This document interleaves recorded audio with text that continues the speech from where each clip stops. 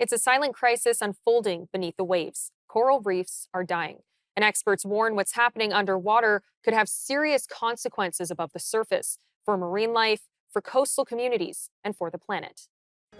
This is the Great Barrier Reef, the largest coral reef system on Earth.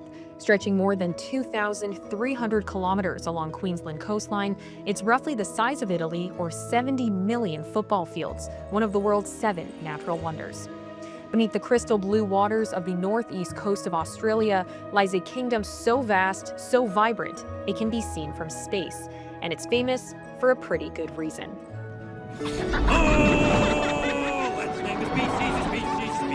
Let's name a species that live in the sea. A living, breathing marvel. Not only is it absolutely stunning, it's the largest coral reef system on the planet. The reef is not one single structure, but a network of over 2,900 individual reefs and 900 islands woven together in a labyrinth of colors and currents. But for all its power and its scale, the Great Barrier Reef is also fragile. If you've been to the coral reef recently, you may have realized that it looks a little different. And scientists say that this is caused by rising sea temperatures due to climate change. It's like an underwater forest, I suppose. And what we measure on the reef every year is the amount of living coral that's covering the reef, specifically the Great Barrier Reef. And it's a little bit akin to maybe measuring the amount of vegetation there is. So if you get a big forest fire, you'll have less vegetation. If you get, if you have a few years of really good rains and good growth, you'll have more vegetation. So it's the same with corals on the reef. Over the years, we've seen the amount of living coral go up and down. And in the last year, we've seen a really significant decline in the amount of living coral on the Great Barrier Reef. So that's what we're measuring. And the leading cause of the decline that we've seen in the last year in living coral on the Great Barrier Reef is climate change, and specifically the marine heat waves that are becoming more frequent with climate change that cause the corals to bleach. So bleaching is a stress response, and bleached corals may recover, but they can also die. And so what we've seen over the last year is a really sharp decline in the living corals on the Great Barrier Reef due to the marine heat wave that caused a mass coral bleaching event. Some people argue against scientists by denying the role of human activity in global warming. These skeptics might claim that coral bleaching is a natural cycle, or that reefs can adapt and recover without intervention. Where is the reef today?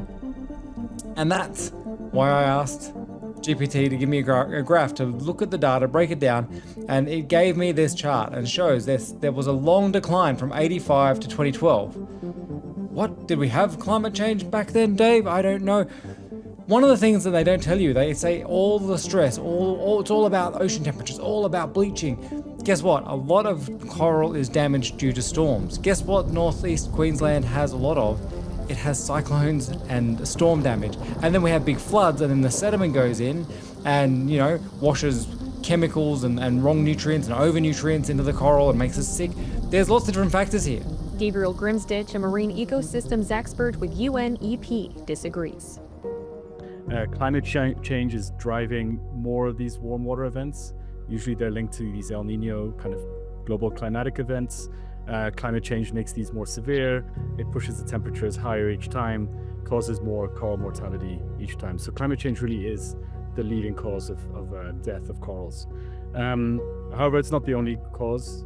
Corals can also be destroyed by pollution, bad water quality, unsustainable or bad tourism practices of people kicking coral, or bad fishing practices, people destroying the coral during fishing, bad kind of construction practices by the coast that release a lot of sediments. So locally, coral reefs can be killed by different factors, but at the global level, it really is climate change that's pushing them to the edge. And this isn't the first time this has happened. Widespread mass bleaching of the coral reef was first recorded in 1998 and has since happened a bunch of times.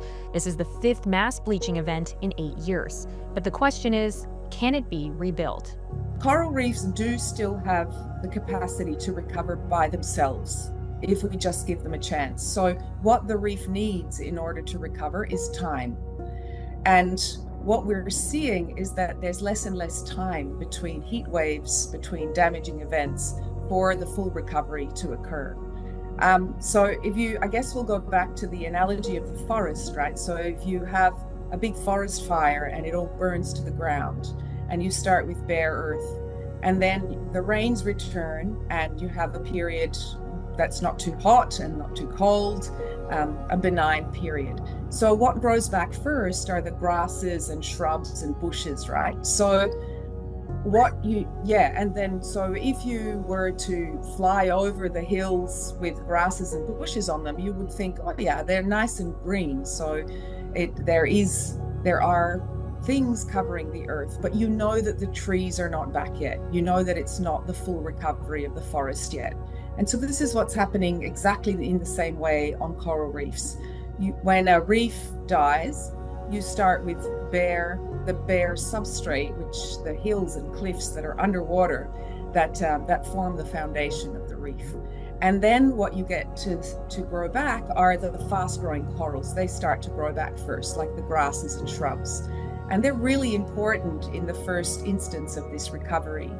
But there needs to be time, about 10 to 15 years, for the whole biodiversity of the reef to return. So there's fast-growing corals like grasses, but there's also slower-growing corals like the trees. And those are really important, like the trees in the forest, to really provide the structural home for everything else that lives on the reef. And while humans might not feel the immediate impact of coral reefs dying, animals do in a big way.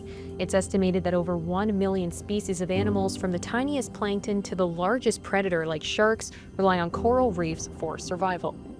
So coral reefs around the world cover less than 1% of the ocean, but these coral reefs are home to a quarter of all the species in the ocean. So a quarter of the ocean's biodiversity relies on coral reefs.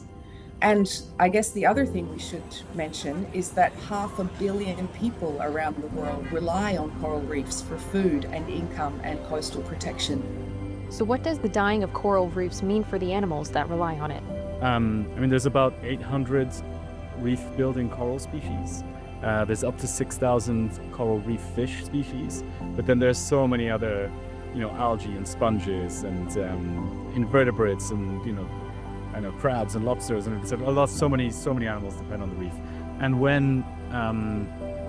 when corals die, it's kind of like a forest fire. Like if the trees disappear, that just takes away the habitat, it takes away all the little spaces and the little nooks and crannies where these animals can live, and eventually that impacts them as well. So after bleaching events, you will see over time like a loss of that amazing biodiversity that the coral reefs provide. Coral reefs, once bursting with color, movement, and life, are now turning ghostly white, bleached by rising ocean temperatures, choked by pollution, stripped bare by overfishing. These underwater cities, home to millions of marine creatures, are vanishing before our eyes. But is it too late to stop this? It's not too late. So the good news that we can gain from our monitoring program, for example, is that in the 5 years before this latest mass coral bleaching event, we saw some very, very fast recovery of corals on the reef. And this tells us that reefs do retain the resilience to bounce back from being damaged. So it's not too late. And it's not time to give up yet. It's a really important point that I'd like to make. It's not time to give up the fight to save coral reefs and other marine environments around the world. But the main action that humans need to take is the reduction of greenhouse gas emissions. So the question isn't what's happening, but what we as humans can do about it. There are things that we can do as a global society. As we've said during this interview, climate change is the biggest issue. So the Paris Agreement that was kind of negotiated under the UN is kind of critical to achieve if we want to have healthy, vibrant coral reefs in the future. We need to keep global warming to kind of 1.5 degrees or less, and that is really kind of a large political question, and it requires governments to work together, it requires governments to work with industry. and it requires, I guess, quite a transformative change in the way that we get our energy and we produce things. The fight to save the coral reefs isn't just about protecting what's beneath the waves. It's about protecting the balance of life on our planet. Because if the reefs disappear, it won't just be the ocean that goes quiet. It'll be all of us that feel the silence. I'm Teresa Skubik. Good night, Canada.